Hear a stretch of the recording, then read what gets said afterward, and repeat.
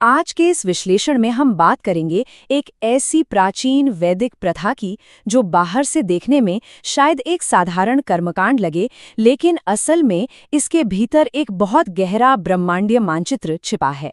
जी हाँ, पवित्र भस्म। ये सीधा भगवान शिव से जुड़ा वो रास्ता है जो शुद्धि और मोक्ष की तरफ ले जाता है। तो चलिए, बिना किसी देरी के इसके रहस्य को समझते हैं।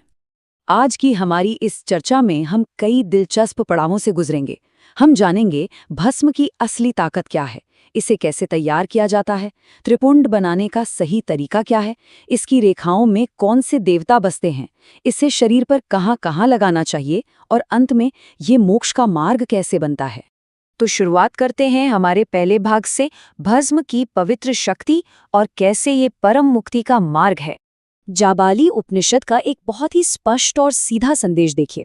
इसमें कहा गया है कि जो भी व्यक्ति तीनों संध्याओं में शिव भस्म से त्रिपुंड लगाता है, वो सभी पापों से मुक्त होकर सीधे शिव की कृपा से मोक्ष पा लेता है। मतलब ये सिर्फ माथे पर कुछ लगाने की बात नहीं है, ये शुद्धि का एक अचूक और सीधा रास्ता है जिसे देवता और आम इंसान हर कोई अपना सकता है।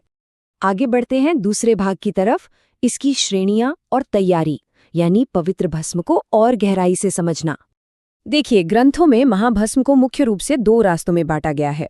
पहला है श्रौत और स्मार्त भस्म, जिसे खास तौर पर वैदिक मंत्रों के साथ इस्तेमाल किया जाता है, और दूसरा है लौकिक भस्म।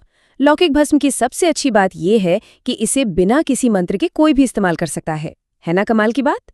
ये पवित्र प्रथा असल में हर किसी के लिए सुलभ बनाई गई है। अब ये भस्म बनती कैसे है? ये प्रक्रिया भी अपने आप में बहुत पवित्र है। जो भस्म गाय के गोबर के उपलों से तैयार होती है, उसे आग्नेय भस्म कहते हैं, और जो सीधे यज्ञ की पवित्र अग्नि से प्रकट होती है, वो यज्ञ भस्म है। पर इसे ऐसे ही नहीं लगा लिया जाता। धारण करने से पहले अग्नि मंत्रों का उच्चारण करते हुए इसे बाकायदा 7 बार जल में शुद्ध किया जाता है। अब आते हैं तीसरे भाग पर, पवित्र त्रिपुंड का निर्माण, या जिसे हम कह सकते हैं भक्ति की ज्यामिति। त्रिपुंड बनाने का तरीका बेहद सटीक और वैज्ञानिक है। माथे पर भौहों के बिल्कुल बीच से लेकर उनके अंत तक भस्म की 3 रेखाएं खींची जाती हैं। तरीका क्या है? बाहरी 2 रेखाएं मध्यमा और अनामिका यानी मिडिल और रिंग फिंगर से बनती हैं, और बीच की सीधी रेखा अंगूठे से। ये सिर्फ एक डिजाइन नहीं है दोस्तों, इसे भौतिक सुख और परम मोक्ष दोनों को आकर्षित करने का एक बेहद शक्तिशाली जरिया माना जाता है। चौथा भाग शायद सबसे ज्यादा हैरान करने वाला है। इन रेखाओं में बसे देवता, यानी एक पूरा का पूरा ब्रह्मांडीय मैट्रिक्स। एक बहुत ही दिलचस्प बात यह है कि त्रिपुंड की हर एक रेखा में 9 अलग अलग ब्रह्मांडीय तत्व और देवता बसते हैं। बिल्कुल, पहली रेखा को ही ले लीजिए, ये हमारे अस्तित्व की नींव है। इसमें ओम का पहला अक्षर अ, गर्भपत्य अग्नि, पृथ्वी, धर्म, ऋग्वेद और हमारे काम करने की शक्ति यानी क्रिया शक्ति शामिल हैं, और इसके पीठासीन देवता स्वयं महादेव हैं। ये रेखा हमें सीधे पृथ्वी और महादेव की ऊर्जा से जोड़ देती है। फिर आती है दूसरी रेखा, जहां आध्यात्मिक ऊर्जा थोड़ी और ऊपर आकाश की ओर उठती है। इसमें ओम का दूसरा अक्षर ऊ, सत्वगुण, यजुर्वेद, इच्छा शक्ति और अंतरात्मा का वास है। महेश्वर के अधीन काम करने वाली ये दूसरी रेखा मुख्य रूप से ब्रह्मांडीय संतुलन और दृढ़ इच्छा शक्ति का प्रतीक है। और फिर तीसरी रेखा इस ब्रह्मांडीय त्रयी यानी ट्रायो को पूरा करती है। इसमें है ओम का तीसरा अक्षर म, ज्ञान की शक्ति, सामवेद और सर्वोच्च परमात्मा। इस रेखा के देवता स्वयं भगवान शिव हैं। जरा सोचिए, त्रिपुंड की सिर्फ इन 3 रेखाओं में कुल 27 देवताओं और ब्रह्मांडीय शक्तियां एक साथ जागृत हो जाती हैं। चलिए अब 5वें भाग की ओर चलते हैं, शरीर पर पवित्र स्थान। इसे हम भक्ति का अंक शास्त्र भी कह सकते हैं।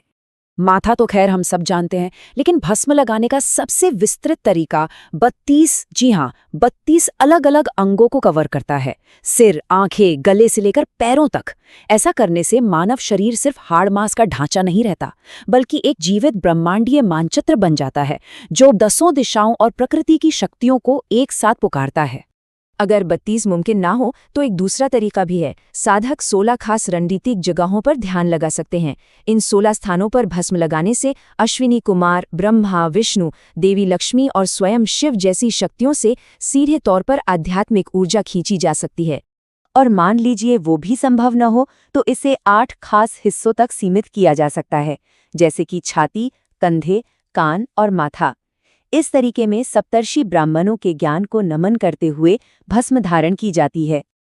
अंत में अगर सबसे केंद्रित और आसान रूप की बात करें तो उसमें सिर्फ 5 सबसे अहम बिंदु होते हैं: माथा, दोनों भुजाएं, हृदय और नाभि।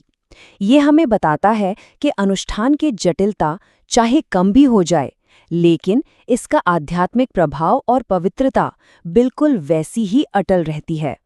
अब हम इस विश्लेषण के छठे और अंतिम भाग पर पहुंच गए हैं, मोक्ष का मार्ग, यानी परमात्मा से हमारा सीधा जुड़ाव।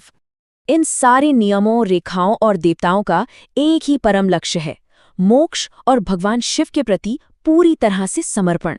सही जगह और समय का ध्यान रखते हुए, भस्म को जल में मिलाकर और परब्रह्म शिव का ध्यान करते हुए जब ओम नमः शिवाय का जाप किया जाता है, तब ये अनुष्ठान पूरा होता है। यही वो पल है जब एक भौतिक राख शुद्ध भक्ति और मुक्ति में बदल जाती है। तो आखिर में एक बहुत ही गहरा सवाल हमारे सामने आता है। भस्म की ज्यामितीय रेखाएं खींचने जैसा एक साधारण सा भौतिक काम हमारे नश्वर मानव अस्तित्व और पर ब्रह्म की सर्वोच्च वास्तविकता के बीच की इस विशाल खाई को आखिर कैसे पाटता है? सच कहें तो ये सिर्फ राख नहीं है, ये शिव को जगाने और मानव चेतना को अंतिम मुक्ति तक ले जाने वाला एक ब्रह्मांडीय उपकरण है। और इसी विचार के साथ हम आज की इस गहरी आध्यात्मिक यात्रा को यहीं विराम देते हैं। सोचने पर मजबूर करता है ना?